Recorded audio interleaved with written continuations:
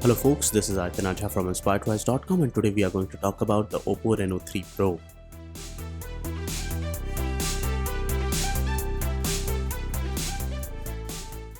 So guys, let's first start with the unboxing for the Oppo Reno 3. This is the official box for the Reno 3 Pro, and inside you get the TPU cover for this one, documentation, the SIM tray ejector tool for this one. This smartphone is present in auroral blue, midnight black and sky white colors, and you also get the Whoop 4.0 30-watt fast charger inside along with the USB Type-C cable and the earphones for this one. Talking further about the build and design, it comes with Gorilla Glass 5 on the front, plastic back, plastic frame overall, and has a 3.5mm jack as well, Type-C port at the bottom along with the speaker grill. The camera bump has a very distinct design and there's the Oppo branding at the back. And if you look closely, it's one of the better designed phones out there. Weighs just around 175 grams. It's 8.1mm thin, and I found that it was pretty handy considering a lot of devices which have come out in recent times are not that much handy. On the left hand side there's the volume rocker. I believe that they could have done with a better placement along with the SIM tray slot. It comes with a dedicated microSD card slot, and at the top there's the noise cancellation microphone. It comes with a nice Super AMOLED 6.4-inch display with Corning Gorilla Glass 5 protection. And overall I felt that the display quality was good. There's the dual hole punch pill style notch present on this smartphone, and inside it comes with a MediaTek Helio P95 chipset, which is one of the biggest cons for this device, that it does not come up with a powerful chipset.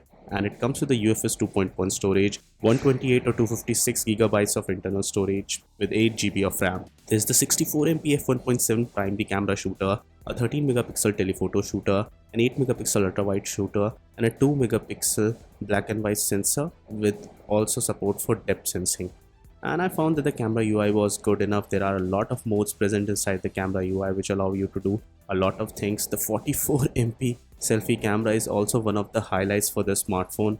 The focus is definitely on selfies and the selfie quality definitely showed up. And I found that the overall picture quality was good. Oppo's color science is definitely good compared to a lot of other brands out there, and they don't skimp on stuff like that, so that's something commendable. The back camera quality was also pretty good, but when I took selfies outside, the bokeh rendering was not perfect and sometimes the edges of my clothes or hair was smudged, so that's something which needs a little bit of fixing. In videos, stabilization was definitely not that good. As you can see that I'm walking and the videos don't look that much stabilized. The back camera shoots 4K videos with support for gyro EIS, but it could have been better. The front camera shoots up to 1080p videos, and you can switch between the lenses while shooting from the back camera, so that's something commendable. The front camera video quality was good, but stabilization was not on point.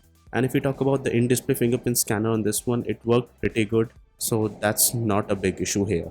The Helio P95 is definitely not a heavy performing chipset, and that can be seen even while gaming. The best that you will get on PUBG is HD and high settings or smooth and high settings, so that's something which is not really that good. Considering the price range for this device, you could easily go for any other smartphone which has much better performance compared to this one.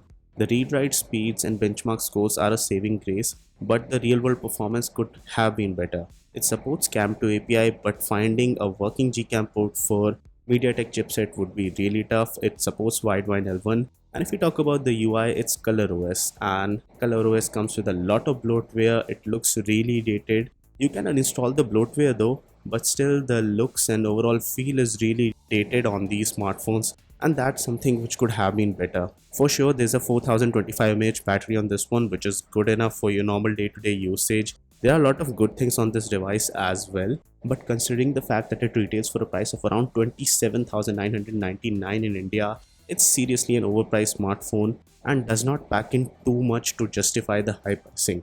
So guys, this was it for this video. In case you like this one, don't forget to smash the thumbs up button. Do subscribe to InspiredWise for more awesome tech videos like this one. I hope you all guys are safe, and please take care of yourself and your loved ones. And guys, no matter what you do, stay inspired to rise.